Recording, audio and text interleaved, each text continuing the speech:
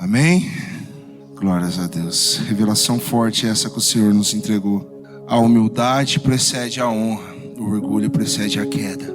E se queremos verdadeiramente ser humildes, temos que nossa vida segundo a ótica que Paulo também olhou, examinar os nossos atos como Paulo examinou. Por isso que Paulo fala: sedes meus imitadores assim como eu sou de Cristo.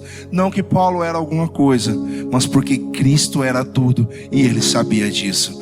Por isso a palavra de Deus vai dizer em Gálatas capítulo 6, verso de número 14: mas longe esteja de mim gloriar-me, a não ser na cruz de nosso Senhor Jesus Cristo, pela qual o mundo está crucificado para mim e eu para o mundo. Glórias a Deus. Em outra tradução a palavra vai dizer: quanto a mim, que eu jamais me glorie em qualquer coisa, a não ser na cruz do nosso Senhor Jesus Cristo.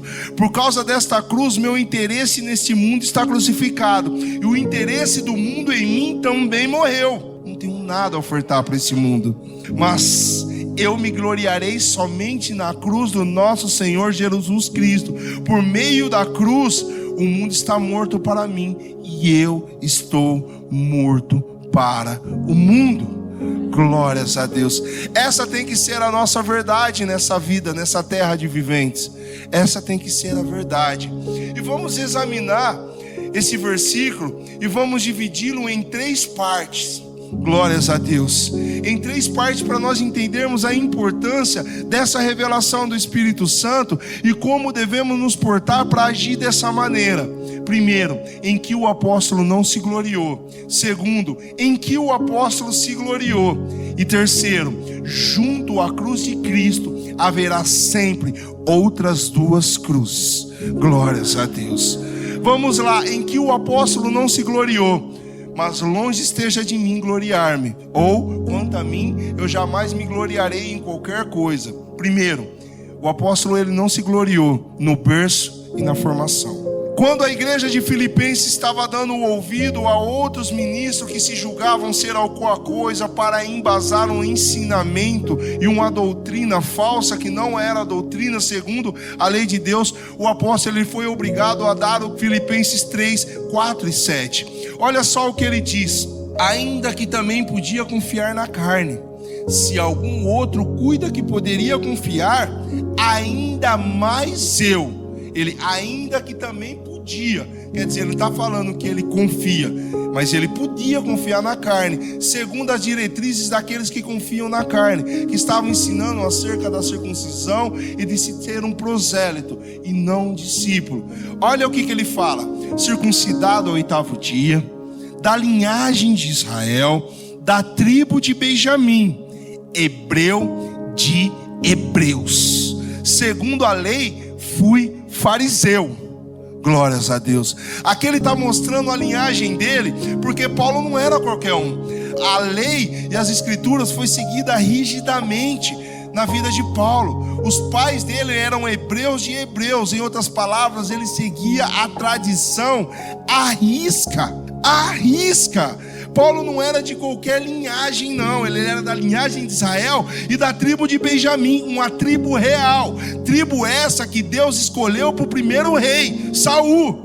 Foi Deus que escolheu. Saul foi rejeitado, sim. Depois foi levantado Davi, sim. Mas a tribo de Benjamim era uma tribo que, quando houve a divisão, era a única tribo que conversava com as duas, porque metade ficou com Judá e outra metade ficou com Israel. Então todas as tribos de Israel, os 2 reinos, tinha a tribo de Benjamim, e tinha em destaque: Benjamim era um filho que Jacó teve na sua velhice, e os irmãos que quiseram matar José, mas não mataram, e venderam para o Egito. Quando os Benjamim foi tomado, olha como Benjamim era querido na tribo de Israel, entre os seus irmãos. Quando Benjamim foi tomado por José, falou: não, aquele que outrora queria matar, aquele que outrora jogou na cova, aquele que outrora vendeu como escravo, falou: não, eu fico no lugar, mas pelo amor de Deus, não permita que o meu irmão Benjamim fique.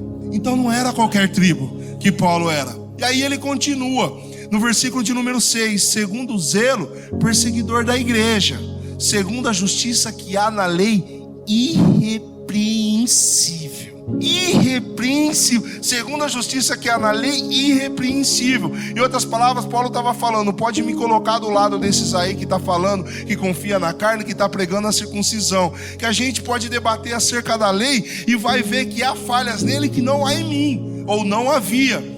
Aí depois Paulo tem um encontro com Jesus. Olha o verso 7, o que ele diz: mas o que para mim era ganho, reputei-o perda por Cristo. Tudo isso não me ajudou em nada a chegar aos pés de Jesus. O meu nascimento, a minha linhagem, não me ajudou em nada. Em outra parte, em Atos vai falar que Paulo ele apelou para César porque era um cidadão romano. Aí o rei, o governador, ele falou: mas como que se o meu título de cidadão eu comprei por muito dinheiro? Paulo, eu tenho por título de nascimento. Paulo tinha um bom nascimento, tanto em Israel como para com o império. Mas ele nunca se gloriou disso. Nunca se gloriou disso. Aceitou açoites, aceitou pancadas, aceitou perseguição. E só apelou para César, porque Deus tinha uma obra a ser realizada em Roma. E já foi apregoada aqui. Paulo, ele era fariseu. Então, segundo os ensinos da época, ele era o melhor. Ele estudou na melhor faculdade que existia na época. Olha só a formação de Paulo, Atos dos Apóstolos, capítulo de número 22, verso de número 3. Quando Paulo estava tentando realizar a sua defesa para despertar o povo lá em Jerusalém acerca da importância do reino, ele fala: quanto a mim, sou judeu, nascido em Tarso da Cilícia, e nessa cidade criado aos pés de Gamaliel. Gamaliel não é qualquer um. Se a gente volta no livro de Atos, quando o Sinédrio estava reunido e estava ali debatendo sobre o que faria com Pedro e João depois do advento do paralítico ter ressuscitado na Porta Formosa, Gamaliel se levantou e começou a falar: olha, se levantou um ali assim, se levantou um assado, se levantou outro, e essas obras caiu por terra.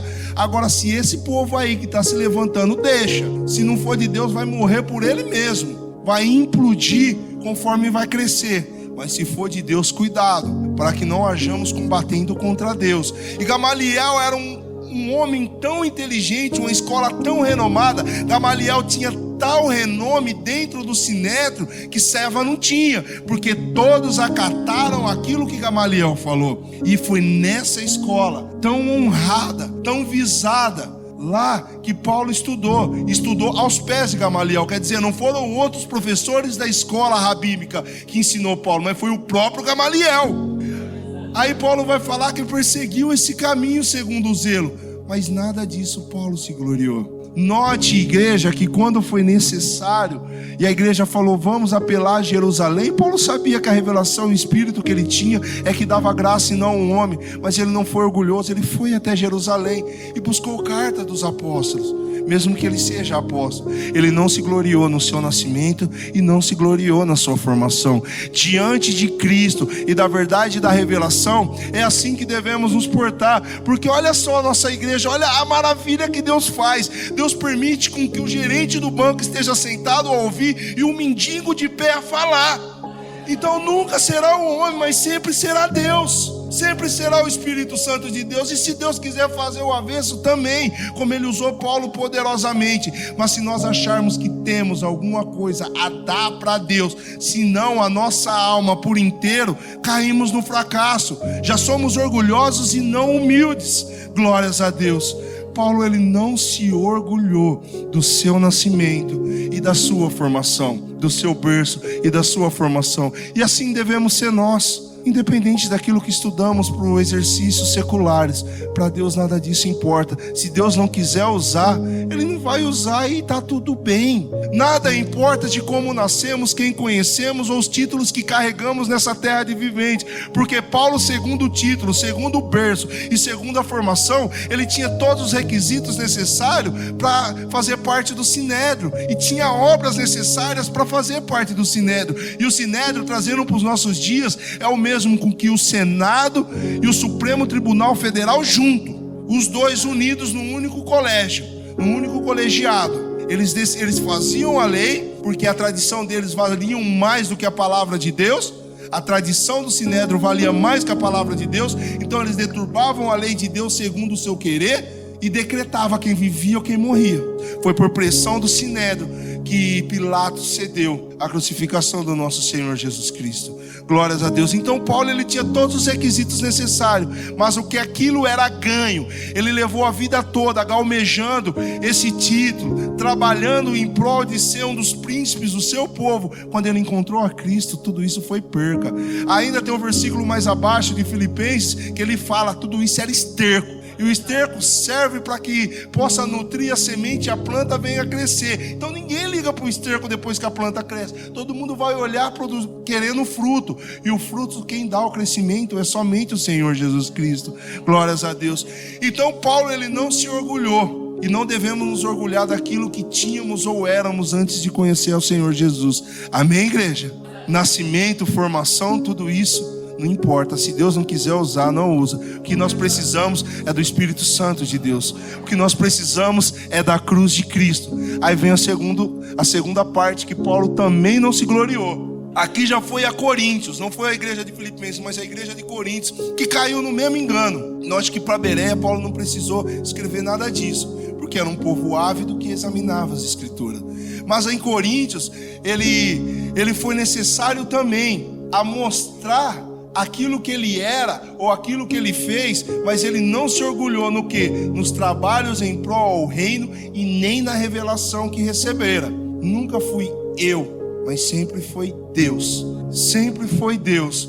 Note que Paulo, ele sabia grego, ele sabia latim, ele sabia aramaico, ele sabia hebraico, porque eram as línguas da época. Por isso que em uma parte ele vai falar: se alguém se orgulha em ter línguas, eu muito mais. Paulo, ele falava no Império Romano, o Império Romano era o latim, ele falava, tinha um excelente latim, mas a cultura, os filósofos eram estudados em grego, ele tinha um excelente grego, a tradição era hebraica e aramaico, ele sabia como ninguém, excedia a muitos da sua época. Mas note que em prol ao reino, ele abriu mão de tudo isso. Aí ele fala: são ministros de Cristo. Está falando acerca dos falsos ministros. Está falando acerca daqueles ministros que ensinam o que não deveria. Em 2 Coríntios 11, 23, falo como fora de mim, não porque eu quero, mas porque é necessário que vocês ouçam isso. Paulo está falando: eu ainda mais, em trabalhos, muito mais, em açoites, mais do que eles, em prisões, muito mais, em perigo de morte, muitas vezes.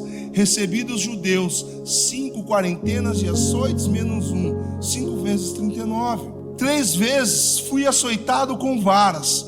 1 vez fui apedrejado. 3 vezes sofri naufrágio. 1 noite e 1 dia passei no abismo.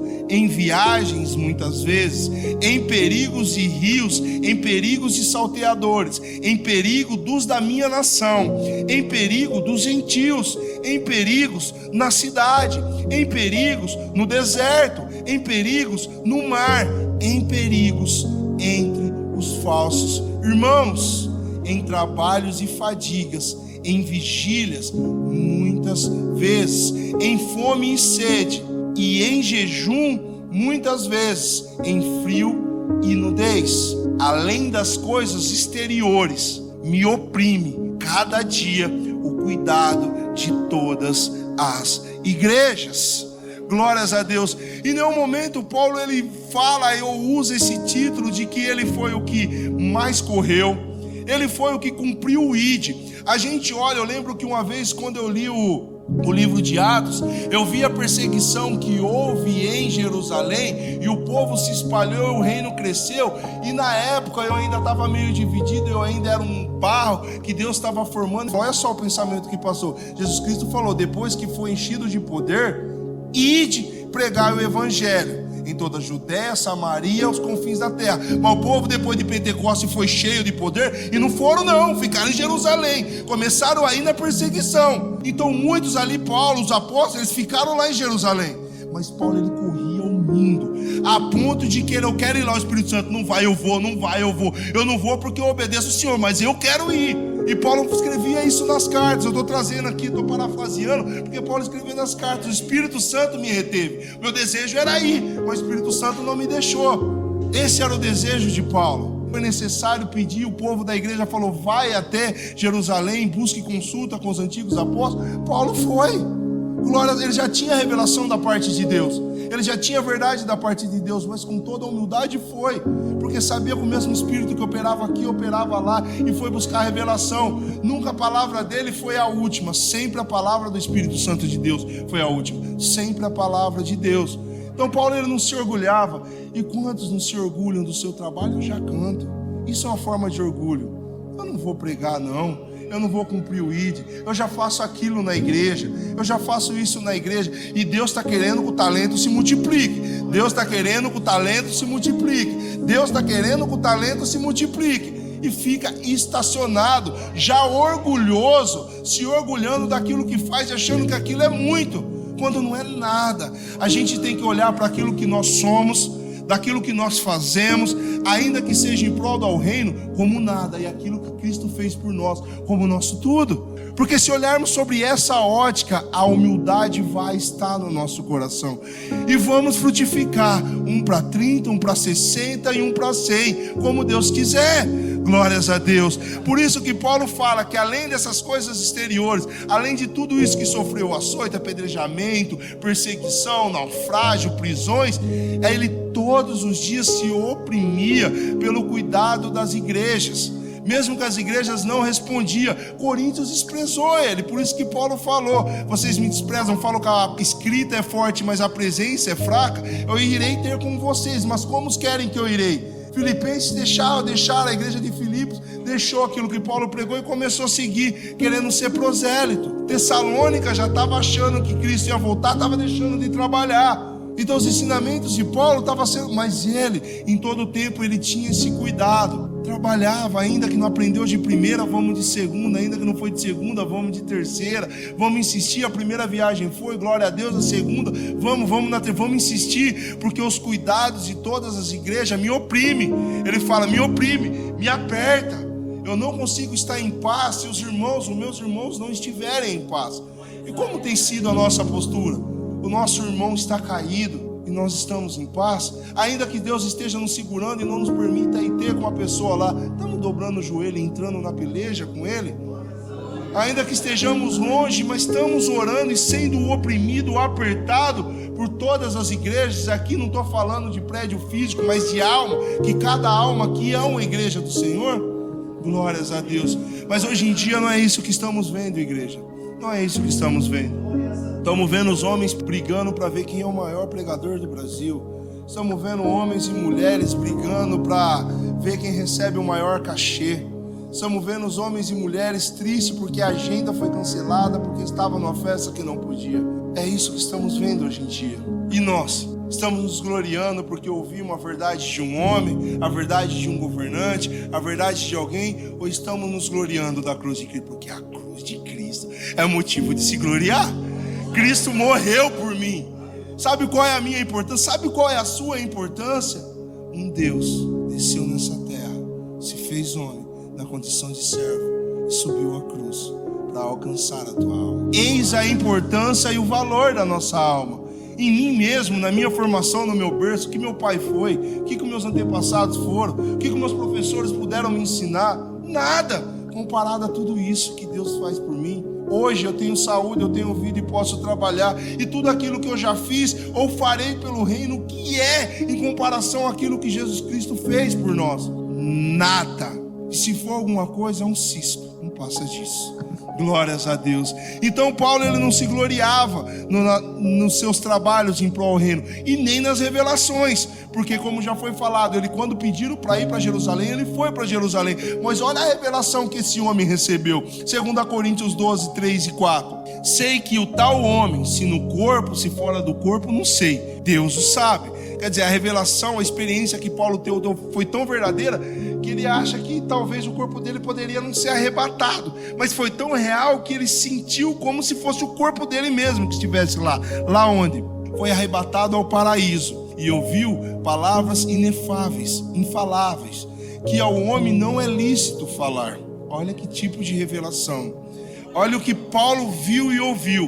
Ele já foi para o paraíso, ouviu palavras que... Então essa revelação eu fico imaginando, porque cá entre nós, João não tinha a formação que Paulo teve, e João escreveu o livro de Apocalipse. Revelações poderosas foram faladas, Então, se foi permitido a João falar aquilo e o que Paulo ouviu, não foi permitido, porque não era lícito. Imagina o que esse homem ouviu. E ele nunca se orgulhou, porque ele ouviu essas revelações. É lógico que ele se orgulhou de ter ouvido as revelações, porque a revelação era grande, mas ele sabia que não era por causa dele que a revelação foi recebida, mas por causa da graça e da cruz de Cristo. Se não fora a cruz de Cristo resgatando Paulo, ele ainda era um pobre miserável, vestido de ouro, príncipe de um povo caído. Ia habitar num sinédrio, ia morrer, ia virar esterco para essa terra de viventes, e ia padecer no inferno, mas não ia alcançar a excelência da revelação. Por isso que ele não se gloriou por ele ter recebido a revelação.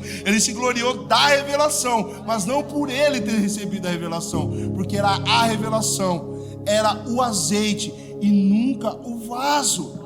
Sempre será o azeite que contém dentro do vaso, e nunca o vaso. Por isso eu não ligo se Deus me fez para ser vaso de barro, para ser vasos de ouro, para ser vasos de prata. Se Deus tem seus vasos de prata, amém. Se Ele quer que eu seja um vaso de prata, amém. Se Deus tem seus vasos de ouro, amém. Se Deus quer me fazer um vaso de ouro, amém. Se Deus tem seus vasos de barro, amém. Se Deus quer que eu seja um vaso de barro, amém. A única coisa que eu peço é que esse vaso esteja cheio do azeite, da unção do Espírito Santo de Deus. Disso nós não podemos abrir mão.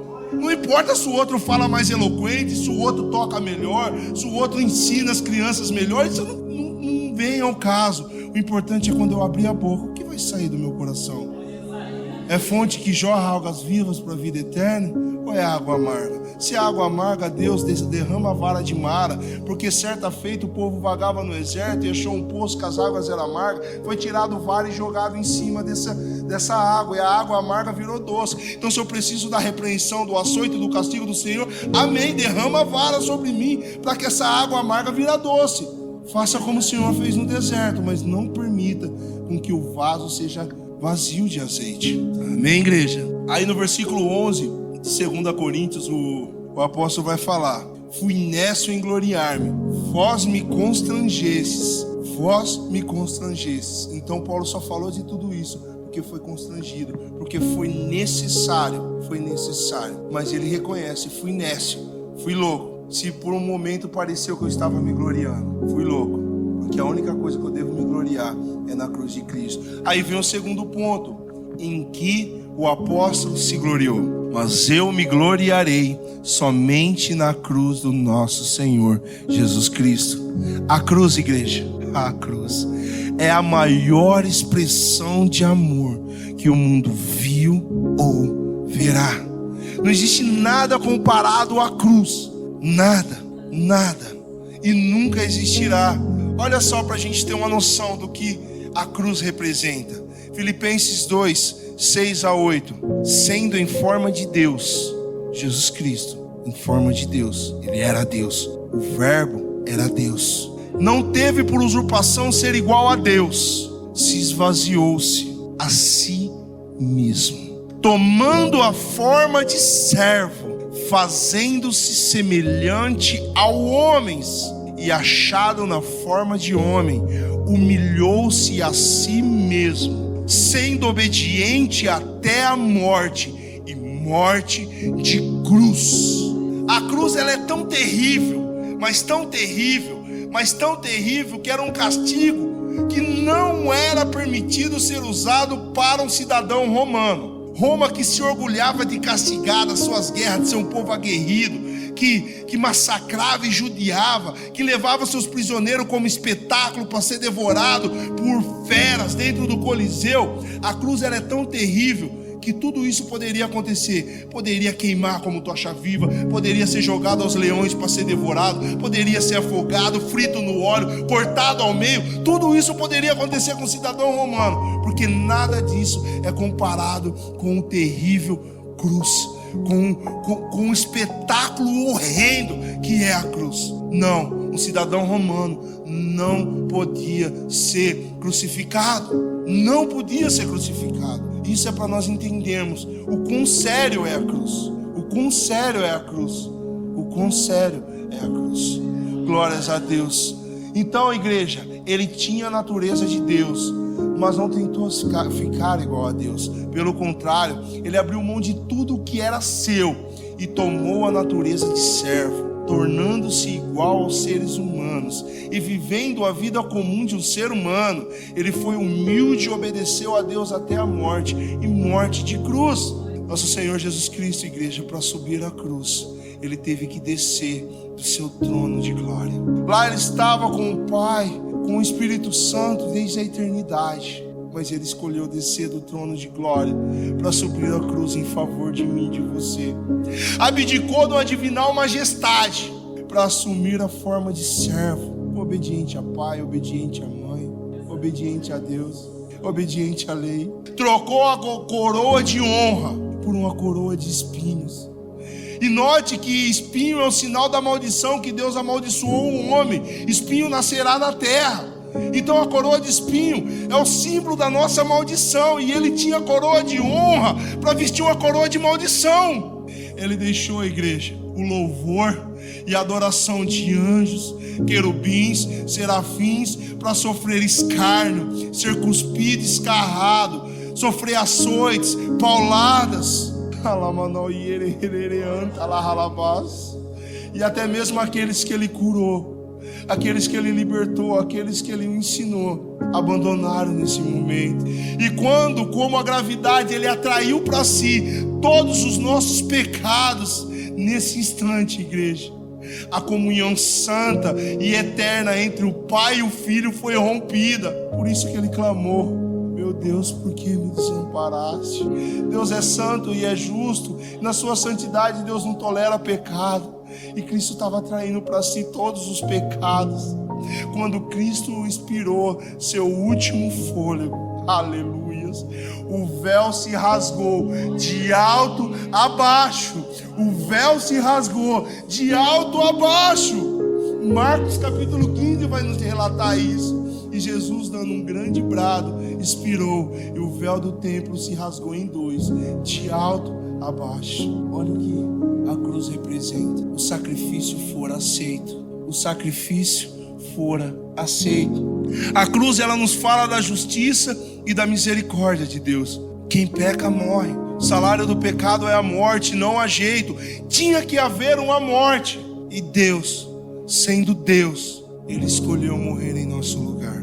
Não foi os judeus os responsáveis pela morte de Cristo, nem foram os romanos quem o matou, o meu Senhor, mas os únicos culpados pela morte de Cristo, nosso Senhor, foi o meu, foi o teu pecado. Foram nossos pecados os responsáveis por tudo isso. Por isso não há nada em nós para nos gloriarmos, senão na cruz do nosso Senhor Jesus Cristo. Olha o que Isaías 53 vai nos falar. Mas ele foi ferido por causa das nossas transgressões e moído por causa das nossas iniquidades. O castigo que hoje nos traz a paz estava sobre ele, e pelas suas pisaduras fomos sarados. Não seremos, já fomos sarados. Cristo morreu para nos libertar do poder do pecado. Não temos que mais estar sobre o jugo do pecado. Temos o poder de orar e pedir para Deus: Pai, eu sou tão fraco, mas eu te louvo e te adoro, porque eu, sendo fraco, o Senhor é tão forte, e a força que não encontra em mim, te há. Glórias a Deus. Por isso podemos nos gloriar da cruz.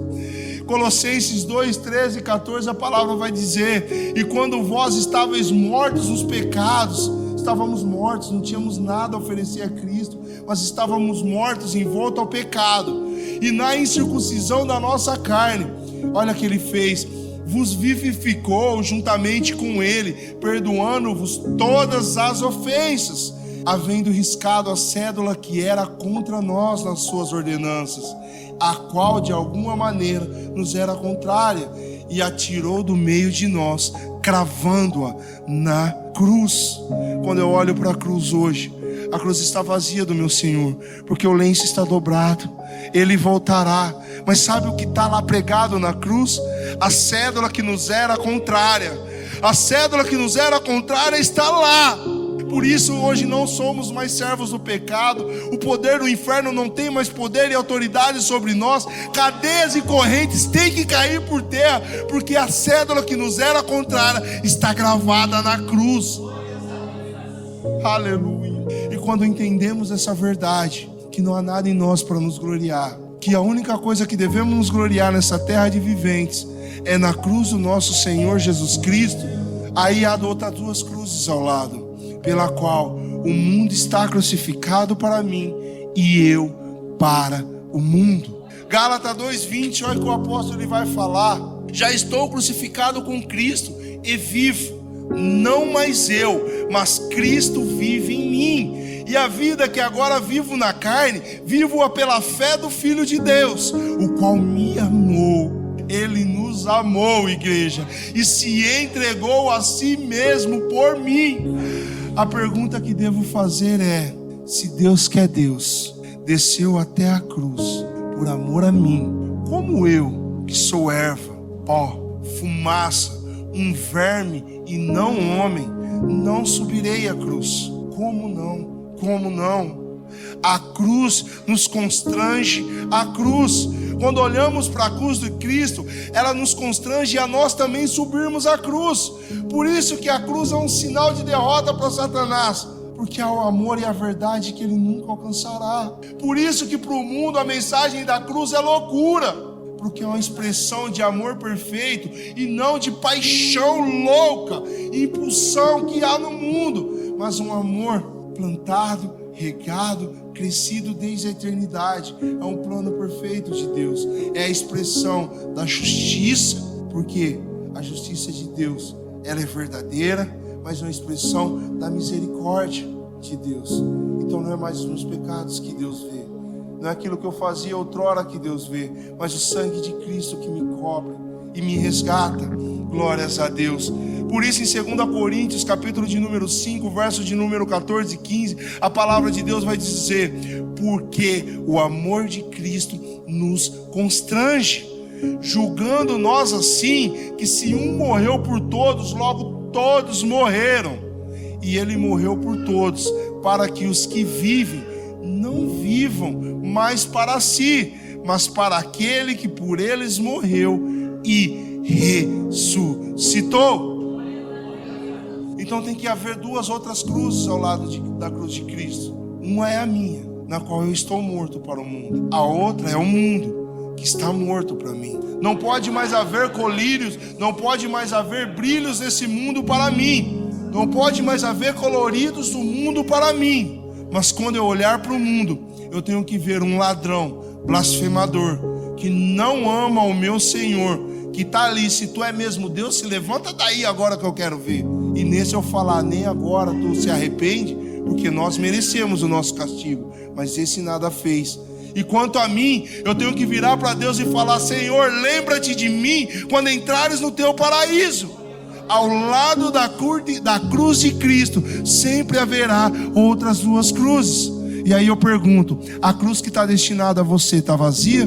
Porque se estiver vazia, você será atraído à cruz do mundo, estará crucificado com o mundo, mas morto para a eternidade e para Deus. Amém? Glórias a Deus. E a última mensagem que eu deixo para a igreja nessa manhã é 1 Coríntios 1:18. A palavra de Deus diz: pois a mensagem da cruz é loucura para os que estão perecendo, mas para nós que estamos sendo salvos é o poder de Deus.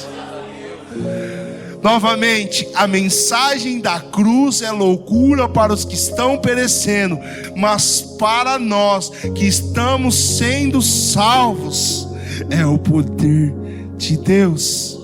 Então não conseguiremos subir a cruz por nós mesmos, mas através desse poder de Deus conseguiremos. Por isso que Paulo falou com toda a segurança que ele tinha corrido a boa carreira, combatido o bom combate e guardado a fé. E agora estava preparada uma coroa para ele, porque ele não tinha vergonha de carregar essa cruz. Do contrário, a cruz nunca foi motivo de vergonha, mas sempre motivo de orgulho e de glória. A cruz é motivo de nós nos gloriarmos, igreja.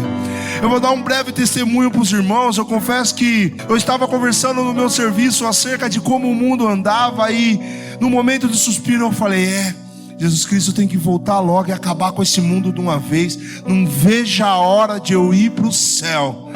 E ali, quando eu falei isso, gerou um burbúrio, as pessoas ficaram indignadas, até mesmo aqueles que diziam cristão, mas na verdade eram gospel, evangélicos ou crente. Mas cristão de verdade nunca foi, porque um verdadeiro cristão, ele não tem dúvida se vai para o céu. Ele, na verdade, ele quer ir o mais rápido possível. Ele tem tanta certeza que quer que Cristo volte agora e declare em todo o tempo: Maranata, ora vem Senhor Jesus. E ali eu falei: lógico que eu vou para o céu. E a pessoa me questionou e falou: mas como você sabe que você vai para o céu? Ninguém sabe que vai para o céu. Eu falei: eu sei que eu vou para o céu, porque a minha Bíblia diz que aquele que crê e for batizado será salvo. E se eu não crer que eu vou para o céu, eu estou declarando que o sacrifício de Cristo para mim na cruz do Calvário foi em vão, e longe de mim cometer tal atrocidade. Deus não morreria para me dar salvação, para mim ficar com dúvida. Por isso eu carrego a mensagem da cruz. É bem verdade sim que em muitos momentos precisamos de Simão Cirineu para nos ajudar a carregar a cruz. Isso é verdade. Mas eu carrego com orgulho. Se eu cair ou deixar ela fraquejar, foi por fraqueza minha. Então o Senhor Jesus, como Simão Cirineu, nos ajuda nesse percurso. Então, igreja, jamais teremos vergonha da cruz. Jamais teremos vergonha da cruz, mas sempre orgulho, porque a cruz é motivo de glória. A cruz é a expressão máxima do amor de Deus. A cruz nos mostra o quanto Deus nos amou e o quanto eu devo amar a Deus. Nunca conseguirei pagar a Deus por todos os benefícios que Ele tem me feito, e nem precisa, porque Deus não fez isso por comércio ou por troca, mas fez por amor. Aleluias, aleluias.